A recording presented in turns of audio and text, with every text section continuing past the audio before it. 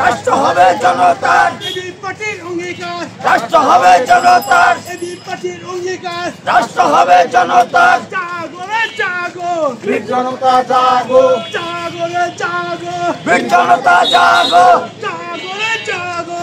বীর জনতা জাগো। এবি পার্টির অঙ্গীকার। রাষ্ট্র হবে জনতার, এবি পার্টির অঙ্গীকার। রাষ্ট্র হবে জনতার, এবি পার্টির অঙ্গীকার। রাষ্ট্র হবে জনতার। জাগো রে জাগো, বীর জনতা জাগো, জাগো রে জাগো।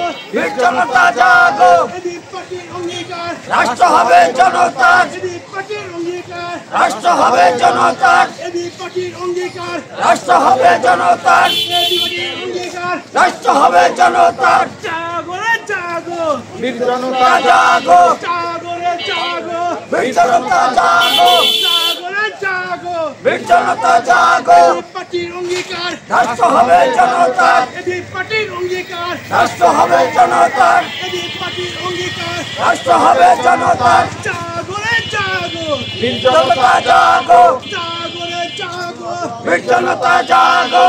এবি পার্টির অঙ্গীকার। রাষ্ট্র হবে জনতার, এবি পার্টির অঙ্গীকার। রাষ্ট্র হবে জনতার। এবি নিয়ে এই দেশকে সাম্য, মানবিক মর্যাদা এবং সামাজিক সুবিচার এবং মানুষের ন্যায্য অধিকারের ভিত্তিতে এবি পার্টি গঠন হয়েছে। এবি পার্টি এই দেশকে সুন্দর সুশৃঙ্খলভাবে শান্তিপূর্ণভাবে চালাতে চায়। এই দেশকে শান্তি শৃঙ্খল হিসাবে একটি দল, সেই দলটি হলো এবি পার্টি।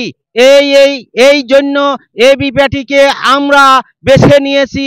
এবি পার্টিকে আমরা সামনের দিনে সরকার হিসাবে দেখতে চাই। সবাই রাজি আছি? এবি পার্টির সকল কার্যক্রমের সাথে একমত হয়ে আমরা এবি পার্টিকে গ্রহণ করেছি, এবি পার্টিকে যোগদান করেছি। এই দেশের আপামর জনসাধারণকে আহ্বান করি তারা যেন এবি পার্টিকে সমর্থনে এবং যোগদান করে এবি পার্টিকে সামনের দিকে এগিয়ে নিয়ে যেয়ে এবি পার্টির লক্ষ্য উদ্দেশ্যকে এই দেশের আপামর জনসাধারণের মাধ্যমে শান্তি, সুশৃঙ্খল এবং কল্যাণমূলক রাষ্ট্র উপহার দিতে পারে। কোথায় বিএনপি, কোথায় আওয়ামী লীগ, এভাবে করে আসি না। আমরা নির্যাতন খেয়া তারপরে করে এই পার্টিটা ধরেছি।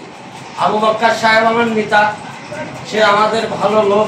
একজন ভালো লোকের সঙ্গে খোদা তাআলা মিলা দেয় যে ওই ভালো লোকটার কাছ তুমি কথা আদান প্রদান করো। আমি যদি এই ধরেন শয়তানের সঙ্গে তো আমার দিন চলতেছি, শয়তান আমার লাগিয়ে নিয়ে বেড়াচ্ছে, কিন্তু এই লড়ার কিছু কিছু লোক এটা আর হতে দেওয়া যাবে না। এই বিবাদীটা আমি পাগল, আমি একজন সৈনিক, আমি একজন সৈনিক।